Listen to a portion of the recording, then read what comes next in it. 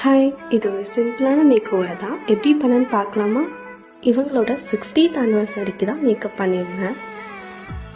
இவங்களுக்கு try skin சொல்லியிருந்தாங்க. So அவங்களுக்கு ஏற்ற மாதிரியான ஒரு மாய்ஸ்சரைசர் அப்ளை பண்ணிவிட்டு கலர் கரெக்ஷன் பண்ணியிருந்தேன். கலர் கரெக்ஷனுக்கு ஆரஞ்ச் கலர் கரெக்டர் யூஸ் பண்ணி நல்லா ப்ளெண்ட் பண்ணியிருந்தேன்.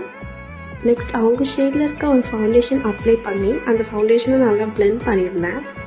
இவங்க எனக்கு மேக்கப் போட்டதே தெரியக்கூடாது, எனக்கு ரொம்ப சிம்பிளாக தான் வேணும் கேட்டிருந்தாங்க.